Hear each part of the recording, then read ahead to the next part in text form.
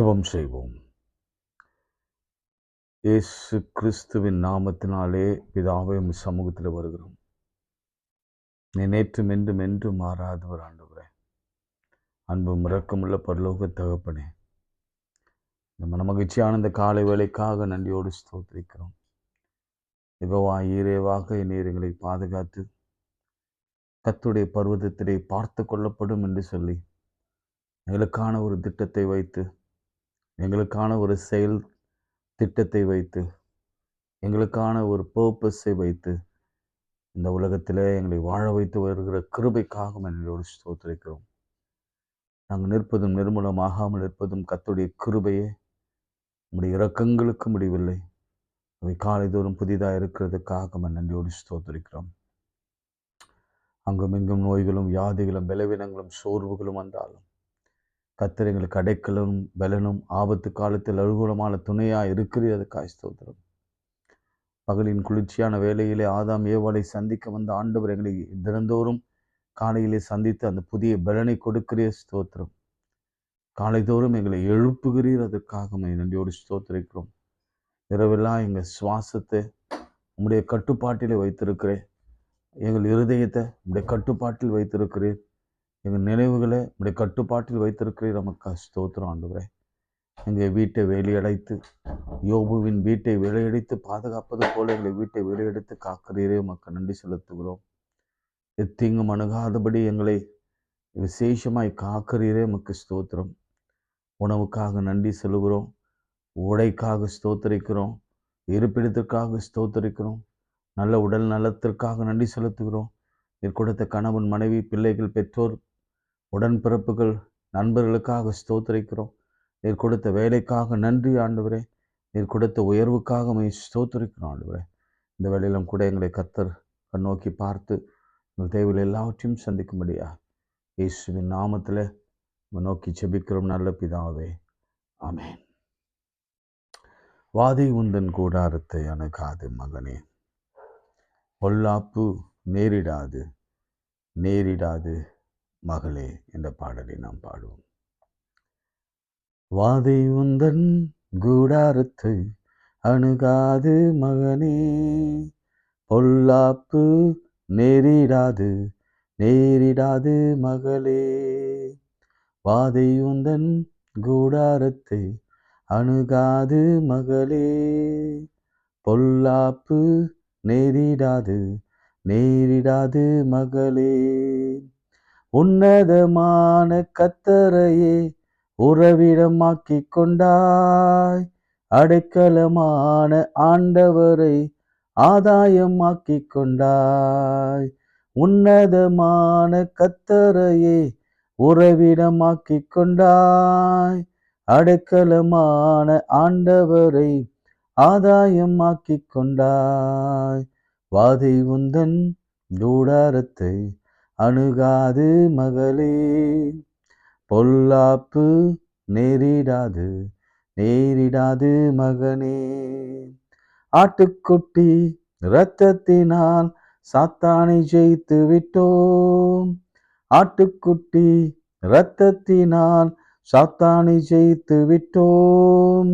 ஆவி உண்டு வசனம் உண்டு அன்றாட வெற்றி உண்டு, ஆவி உண்டு வசனம் உண்டு அன்றாட வெற்றி உண்டு. வாதை உந்தன் கூடாரத்தை அணுகாது மகளே, பொல்லாப்பு நேரிடாது நேரிடாது மகளே. கர்த்தருக்குள் நம் பாடுகள் ஒரு நாளும் வீணாகாது, கர்த்தருக்குள் நம் பாடுகள் ஒரு நாளும் வீணாகாது. அசையாமல் உறுதியுடன் அதிகமாய் செயல்படுவோம், அசையாமல் உறுதியுடன் அதிகமாய் செயல்படுவோம். வாதை உந்தன் கூடாரத்தை அணுகாது மகளே, பொல்லாப்பு நேரிடாது நேரிடாது மகளே. வாதை உந்தன் கூடாரத்தை அணுகாது மகனே, பொல்லாப்பு நேரிடாது நேரிடாது மகளே. கைகளை உயர்த்தி,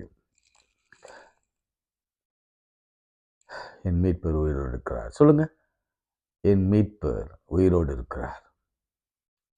அந்நிய கண்கள் இல்லை, என் சொந்த கண்களை காணும். யோபுவுக்கு வந்த வாதை, யோபுவுக்கு வந்த இழப்பு, யோபுவுக்கு வந்த நஷ்டம், யோபுவுக்கு வந்த எல்லா உறவுல ஏற்பட்ட விரிசல், நண்பர்கள் மத்தியில் ஏற்பட்ட மனமுறிவு, இவை எல்லாம் டிப்ரெஷன், தோளில சருமத்திலே காணப்பட்ட வியாதி, உடல் முழுவதும் அழைத்து போய் முடிகளெல்லாம் கொட்டு போய் இப்படி ஒரு அருவருப்பான ஒரு நிலைக்கு தள்ளப்பட்டான். பொருளாதார இழப்பு, அந்த பகுதியிலே சீமானாய் வாழ்ந்தவன் ஓட்டை எடுத்து சுரண்டி கொள்கிற அளவுக்கு வேதனைக்குள் போனான். இப்பொழுது கூட கர்த்தர் ஏன் யோபு ஞாபகப்படுத்துறான்னு தெரியல. இந்த ஒன்று மாத்திரம் சொல்ல, நீங்கள் கை உயர்த்தி செவிக்கும் பொழுது உங்கள் முன்னிலைமையை காட்டிலும் உன் பின்னிலைமையை கர்த்தர் ஆசீர்வதிப்பார். ஆமென். உன் முன்னிலைமையை காட்டிலும் உன் பின்னிலைமையை கர்த்தர் இரட்டிப்பாக ஆசீர்வதிப்பார். அவன் இழந்ததை 2 மடங்கு அவன் பெற்றுக்கொண்டான். நாம இழந்ததை 2 மடங்கு இந்த காலை வேளையில் நாம் பெற்றுக்கொள்ள போகிறோம். அது சுகமாக இருக்கலாம், அது பொருளாதாரமாக இருக்கலாம், அது ஆவிக்குரிய வாழ்க்கையாக இருக்கலாம், அது திருமணத்தில் காணப்படுகிற முறிவாக இருக்கலாம், அது பிள்ளை பேராக இருக்கலாம். எந்த இழப்புகள் மத்தியில், அது மனுஷனை இழந்தாலும் சரி அல்லது நம்ம இழக்க கொடுத்திருந்தாலும் சரி, கர்த்தர் 2 தனையாய் கர்த்தர் கொடுக்க போகிறார். நல்ல கையை உயர்த்துங்க. 2 தனையாய் கர்த்தர் கொடுக்க போகிறார். நம்ம பிள்ளைகள் எல்லாம் மிகுந்த ரொம்ப அழகுள்ளவர்களாய், சௌந்தரியம் உள்ளவர்களாய் 4 தலைமுறை கர்த்தர் பார்க்கும்படி செய்ய போகிறார். கர்த்தாவே, எங்களை ஆசீர்வதியும். நாளில் எங்கள் பலவீனங்கள் எல்லாம் மாறட்டும். இப்பொழுது ஒருவேளை வியாதியோடு பலவீனத்தோடு ஏன் ஆண்டவரே விடுகிறது, இந்த நாளில் நான் மருத்துவரை சந்திக்கணுமே, இந்த நாளில் என்ன வேலை செய்ய முடியும், இந்த நாளில் நான் எப்படி ஜனங்களை சந்திப்பது, இந்த நாளில் நான் யாரை எப்படி போய் பார்ப்பது என்று வேதனையோடு கூட, பணம் இல்லாமல் வறுமையில் கடனில் இருக்கிற ஒவ்வொருவருக்கும் கர்த்தர் ஒரு பெரிய அதிசயத்தை செய்வீராக. எஸ் லார்ட், செய்வீராக.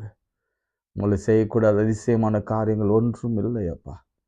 சொல்லாகும் நீ கட்டளையிடும். இயேசுவேன்னு சொல்லுங்க, தாவீதின் குமாரனேன்னு சொல்லுங்க, இறங்குங்கன்னு சொல்லுங்க, யெகோவா கர்த்தர்ன்னு சொல்லுங்க, யெகோவா கர்த்தர்ன்னு சொல்லுங்க. கர்த்தர் இறங்குவார். இன்றைக்கு உங்க நிலை மாறும். இழந்ததெல்லாம் இரட்டிப்பா மாற்றி கொடுப்பார். இன்றைக்கு தீர்க்க தரிசன வார்த்தை அதுதான். இழப்புக்கு பதில் இரட்டிப்பான பலன், இழந்ததுக்கு பதில் இரட்டிப்பான பலனை கர்த்தர் கொடுத்து ஆசீர்வதிக்கட்டும். இயேசுவின் நாமத்தில் பிதாவே, ஆமென். பிரியமானவர்களே, நாம கொஞ்ச நாட்களாகவே இந்த சுகம், ஆரோக்கியம், சிக்னஸ், அப்புறம் ஹீலிங், இதை பற்றி நாம் சிந்தித்து வருகிறோம். இன்னும் கூடிய விரைவில் நாம் லெந்துக்குள் கடந்து போக போகிறோம். கர்த்தருக்கு சித்தமானால் எனக்கு பிடித்த நாட்களிலே முக்கியமான நாட்கள் எதுன்னு சொன்னால் அந்த லெந்து நாட்கள் தான். எனக்கு சாட்சி என்னன்னா, என் வாழ்க்கையில் ஆண்டவர் ஒரு பெரிய திருப்பு முனையை கொடுத்ததுக்கு அடிப்படை காரணமே அந்த லெந்து நாட்களை நான் அனுசரித்தது தான். அது வரைக்கும் நான் லெந்து நாட்களை அனுசரிக்கிறேன். ஏன்னா காலங்காலமாக நாங்கள் அனுசரித்ததே இல்லை. நான் அனுசரித்தது இல்லை. நான் உங்களுக்கு தெரியும், நான் மதுரை இறையியல் கல்லூரியில் படித்ததுனால உண்மையான உபவாசம் எது, உண்ணாமல் இருப்பதா அது, கண்கண்ட சகோதரனிடத்தில் அன்பு கூறாதவன், அல்லது நீங்கள் உண்மையாக உபவாசம் இருக்கிறீங்கன்னா நீங்கள் உங்கள் சகோதரனுக்கு அந்த உணவு கொடுத்து, இப்படி கொஞ்சம் எங்கள் முற்போர்க்கான இறையிலோடு கூட நாங்கள் வாழ்ந்து வந்தோம். எதுக்கு உபவாசிக்கணும் என்ற கேள்வியெல்லாம் நிறைய வைத்து வளர்ந்தவன் நான். உபவாசம்னா என்னன்னு தெரியாது. அதே சமயத்தில் ஜெபம் என்னன்னு தெரியாது, உண்மையாகவே தெரியாது. அந்த மாதிரி வாழ்க்கையில் இருக்கிற பொழுது தான் ஒரு பெரிய தாமதம், ஒரு பொருளாதாரத்தில் ஒரு பெரிய அடி, என் ஜெபங்கள் கேட்கப்படலை, என் மடிக்கே திரும்ப வந்தது. எங்கள் வாழ்க்கையே ஒரு இருண்ட கண்டம் போல எங்கள் குடும்ப வாழ்க்கை மாறிற்று. எல்லாரும் எங்களை பார்த்து ஏளனம் பண்ணுகிற அளவுக்கு, இளக்காரமாக பேசுகிற அளவுக்கு. யோபு ஏன் கொண்டு வந்தார்னா ஆண்டவர் தெரியல. யோபு சொல்லுவான், நண்பர்கள் வந்து சொல்லுவாங்க, பா நீ தப்பு செய்யறனா இவ்வளோ பெரிய பனிஷ்மெண்ட் உனக்கு வந்திருக்காது. அந்த மாதிரி என்னிடத்துல சொன்னாங்க, நீ ஏதோ தப்பு பண்ணியிருக்கிற, மன்னிப்பு கேளு, ஒப்புரவாகு, அல்லது உனக்கு பெருமை, அதே மாதிரி என்ன பல விதமான கமெண்ட்டுகள், ஜட்ஜ்மெண்ட்ஸ் பாஸ் பண்ணாங்க. ஸோ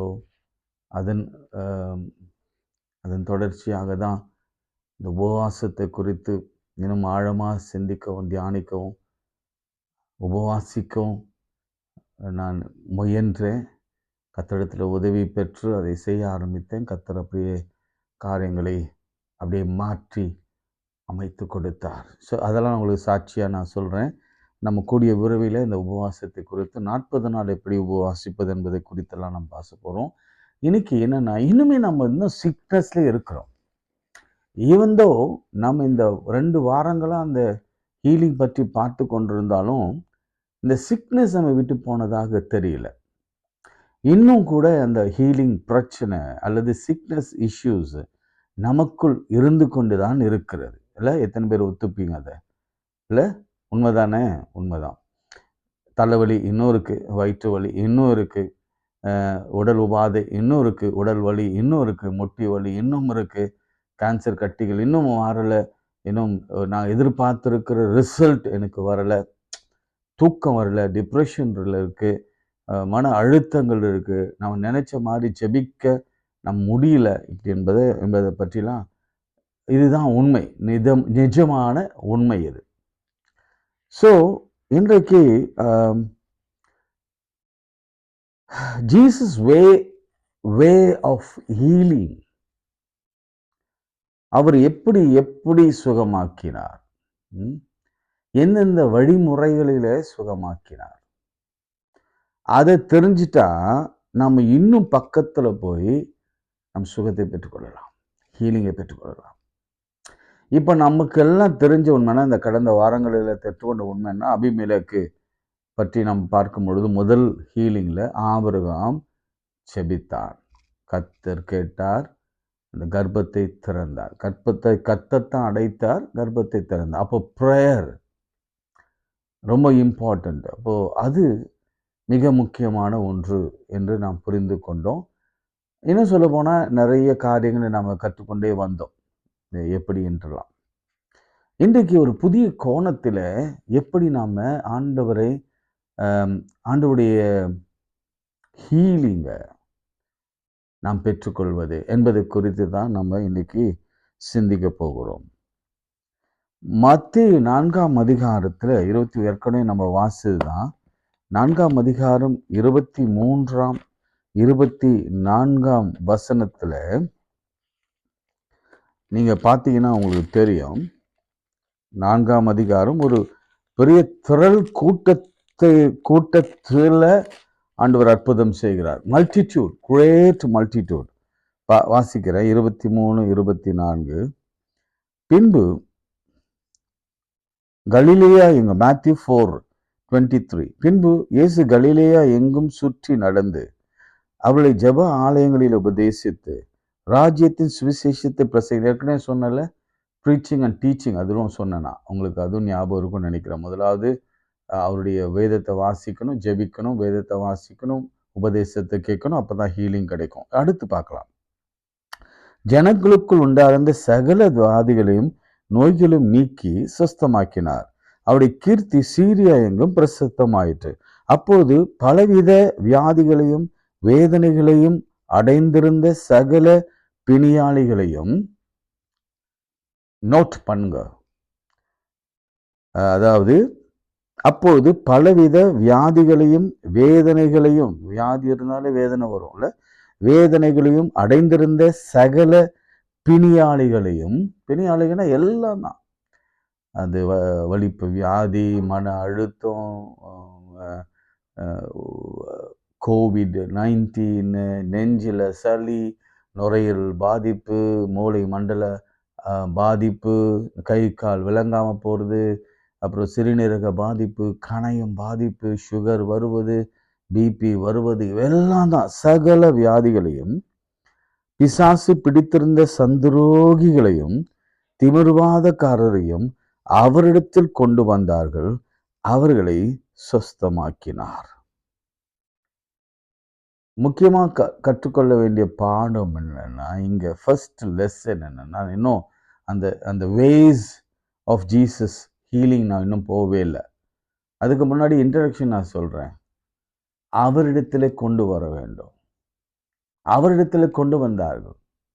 இவர் சுற்றி தெரிந்தார், இவர் போனார், பரவாயில்ல, எஸ், அவர் போனார். 3.5 வருஷம் எல்லா இடங்களிலும், எல்லா கிராமங்களிலும் அவர் போனார்.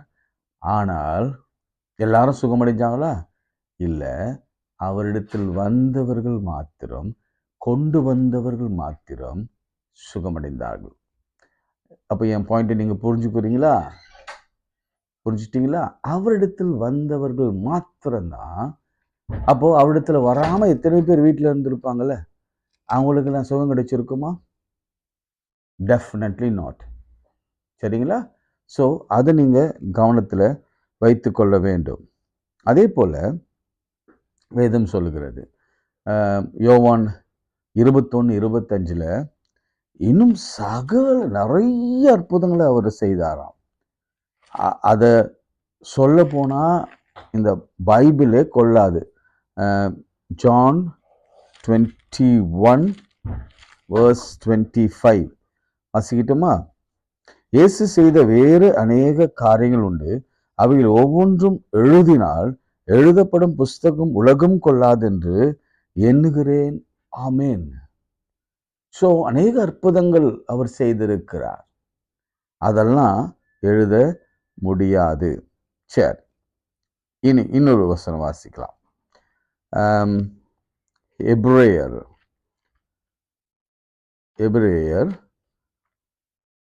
13ஆம் அதிகாரம், Hebrews chapter 13 verse 8. Hebrews chapter 13 verse 8.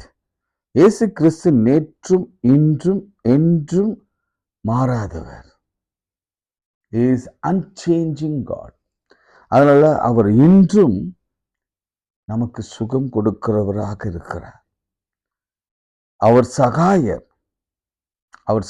அதுக்கு முந்தி வசனம் 6ஆம் வசனம். அதனால நாம் தைரியம் கொண்டு கர்த்தர் என் சகாயர், நான் பயப்படேன், மனுஷன் எனக்கு என்ன செய்வான் என்று சொல்லலாமே. அதுக்கு முந்தி வசனம், நான் உன்னை விட்டு விலகுவதும் இல்லை, உன்னை கைவிடுவதும் இல்லை என்று அவர் சொல்லி இருக்கிறாரே. இது பண ஆசை குறித்து சொல்லப்பட்ட ஒரு வசனம். சரிங்களா? ரைட். இப்போ the ways of Jesus healing நம்ம பார்க்கலாம். ஒன்று கூட பார்த்துட்டு நம்ம இன்னைக்கு ஜெபிக்கலாம். 7 வழிகள் இருக்கிறது. அதில் 1, 2 நம்ம பார்த்துட்டு நாம் ஜெபிக்கலாம். முதல் வழி எழுதி வைத்துக் கொள்ளுங்க, ரொம்ப ரொம்ப இம்பார்ட்டண்டான ஒன்று. Jesus healed through his word. Through his word and of his instruction. Instruction தமிழ்ல என்ன? அறிவுறுத்தல். இன்ஸ்ட்ரக்ஷன். வேற என்ன வார்த்தை சொல்லலாம்? நல்ல தமிழ் வார்த்தை சொல்லுங்க. இன்ஸ்ட்ரக்ஷன். Simple instruction. அதுவும் இன்னும் ஹார்ட் இன்ஸ்ட்ரக்ஷன் இல்லை. ஃபார் இன்ஸ்டன்ட் நம்ம சொல்லலாம், நீங்கள் என்னோட கூட லூக் 17 எடுத்துக்கோங்க.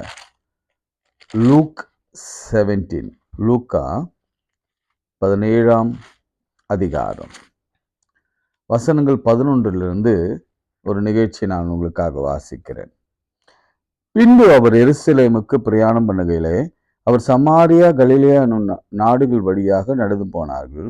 அவர் ஒரு கிராமத்தில் பிரவேசித்த போது குஷ்டரோகமுள்ள மனுஷர் 10 பேர்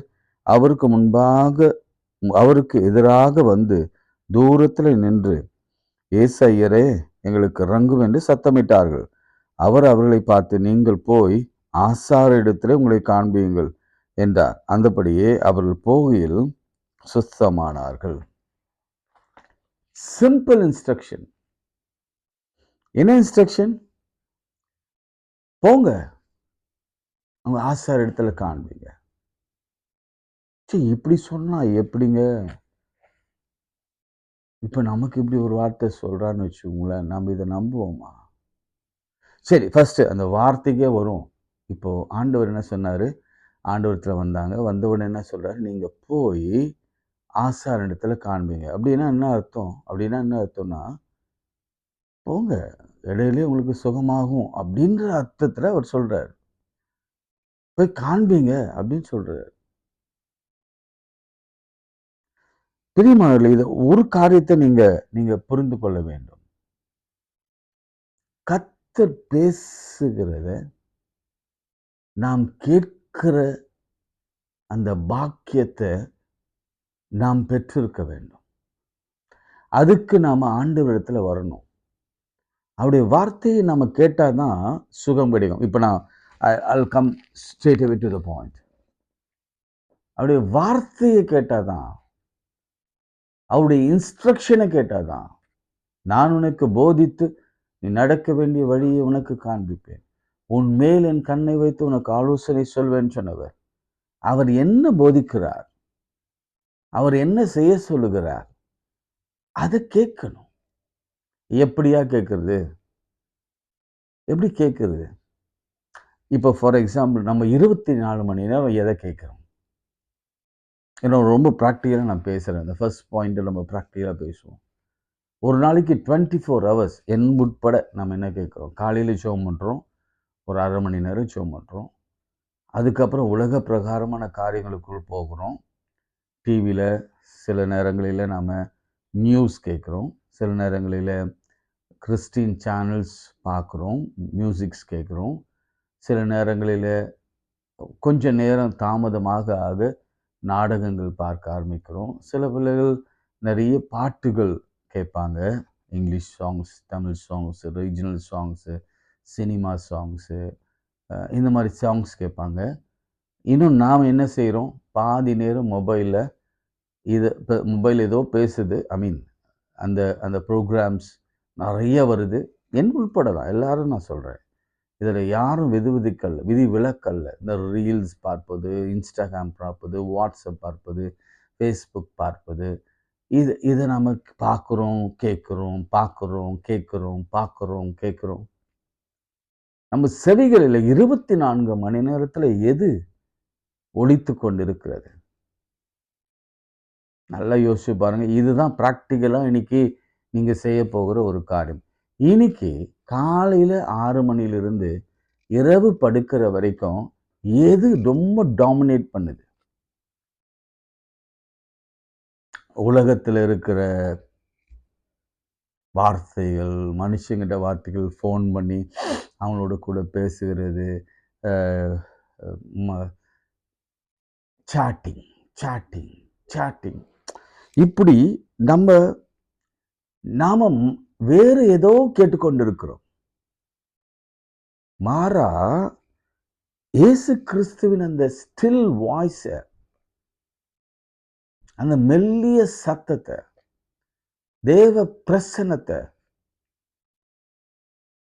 இவங்க தேடி வந்தாங்க. ஆண்டவரை தேடி வராங்க, அந்த பிரசன்னத்தை நாடி வராங்க. அவங்க நாடி வந்த பொழுது அவர்களுக்கு ஒரு வார்த்தை சொல்லப்படுகிறது.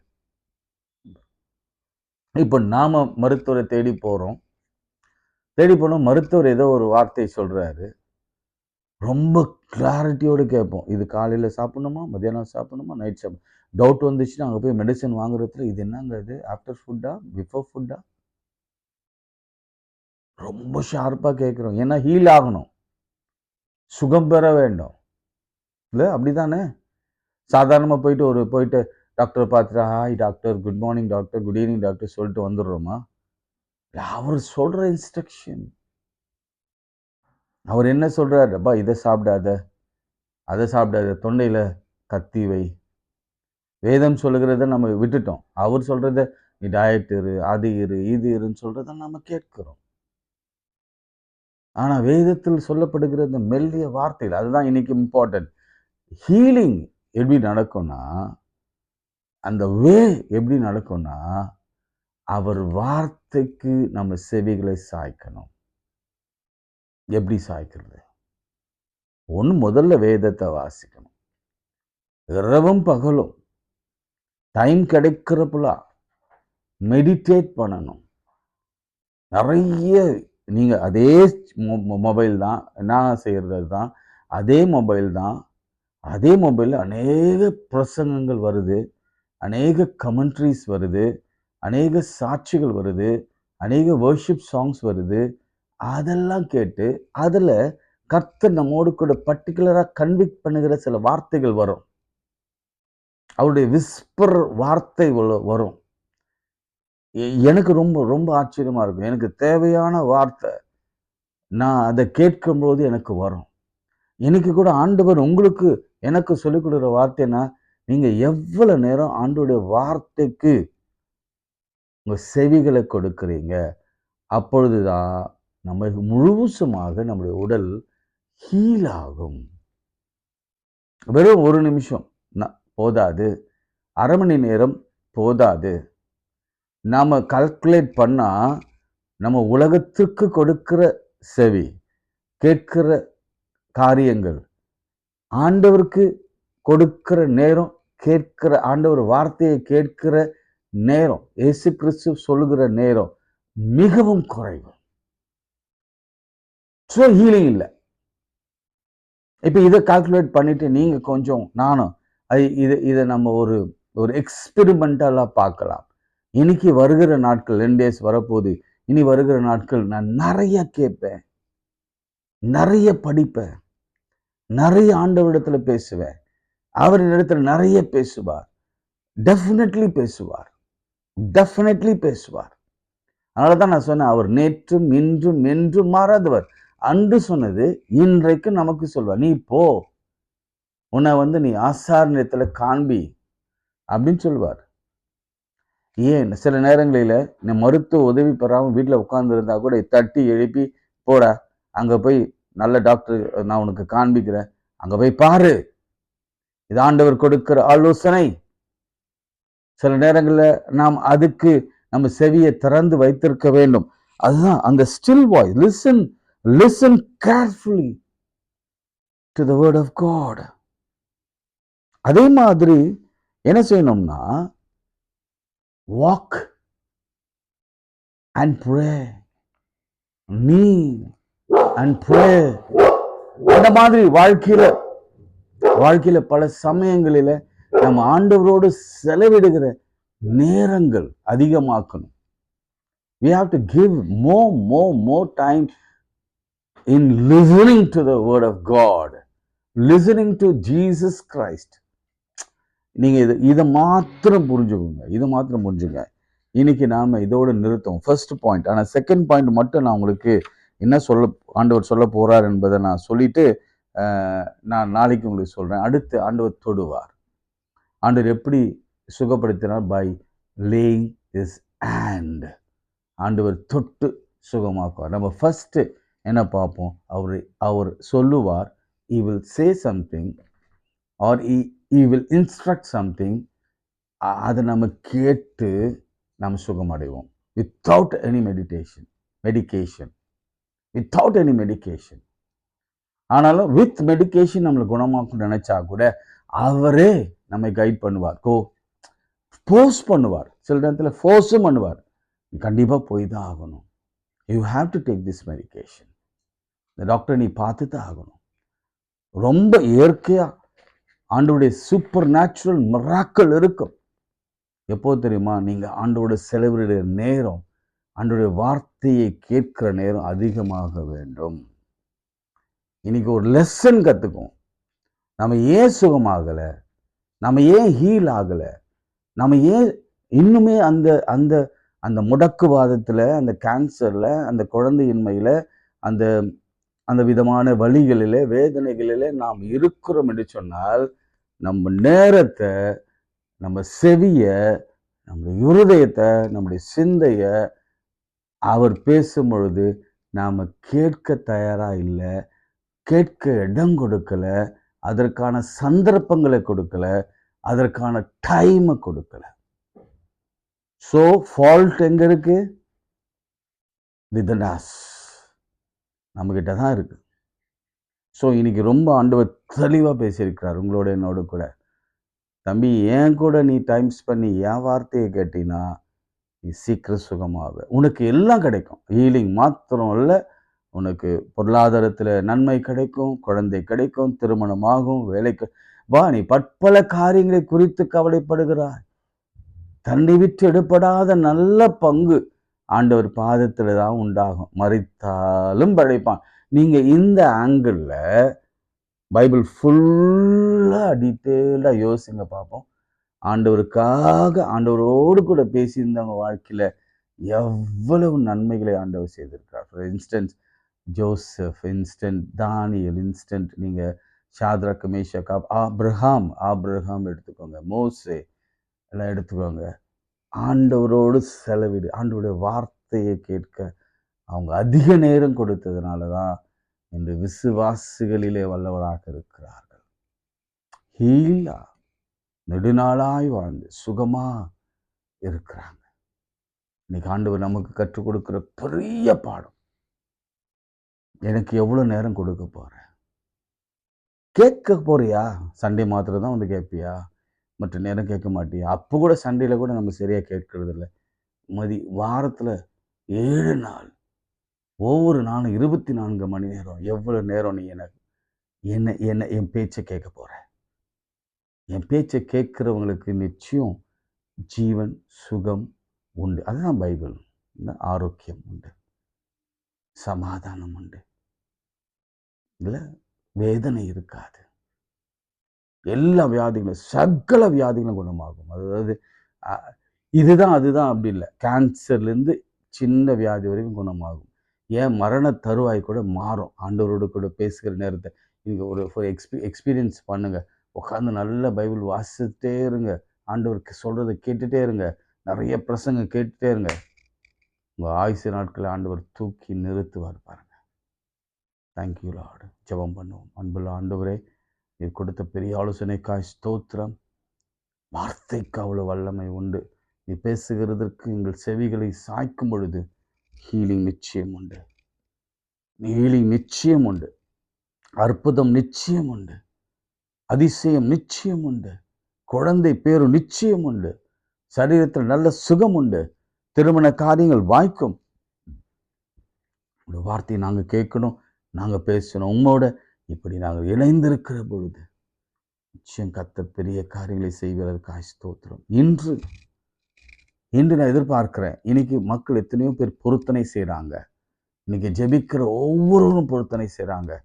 என் டைம் நான் அதிகமாக கொடுக்க போகிறேன் அப்படின்னு பொருத்தனை பண்ணுறவங்க மாத்திரம் கையை உயர்த்தி காட்டுங்க. உங்கள் மீது ஒரு விசேஷ ஆவியிலிருந்து வைத்து ஆண்டவர் உங்கள் பட்சமாய் நின்று உங்களோடவே இருந்து உங்கள் தேவைகள் எல்லாவற்றையும் சந்திப்பது நிச்சயம். இது ஆண்டவருடைய நாமத்தை முன்னிட்டு நான் உங்களோடு கூட உரைக்கிறேன், தீர்க்க தரிசனமாக உரைக்கிறேன். கர்த்தர் உண்மையுள்ளவர். அவர் சொன்ன வார்த்தை படியே நிறைவேற்ற வல்லவராக இருக்கிறார். நீ போய் ஆசாரியத்தில் உன்னை காண்பி, அவர்கள் போகிற வழியிலே சுஸ்தமானார்கள். அதே மாதிரி நாங்கள் முயற்சி எடுக்கிற சமயங்களில் சுகமாகட்டும். இன்றைக்கே நாங்கள் கேட்கிற அந்த நேரங்களில் கர்த்தர் சுகத்தை தாங்க. வீணான காரியங்களுக்கு என் செவிகளையும் கண்களையும் செலுத்தாதபடி காத்துக்கொள்ளுங்க. இயேசுவின் நாமத்தில் பிதாவே, ஆமேன். நமது ஆண்டவராகிய இயேசு கிறிஸ்துவின் கிருபை, பிதாவாகிய தேவனுடைய அன்பு, பரிசுத்தாவின் ஐக்கியம் நம் அனைவரோடும் மீண்டும் சதாக்கள் நிலைத்திருப்பதாக. ஆமேன். God bless you.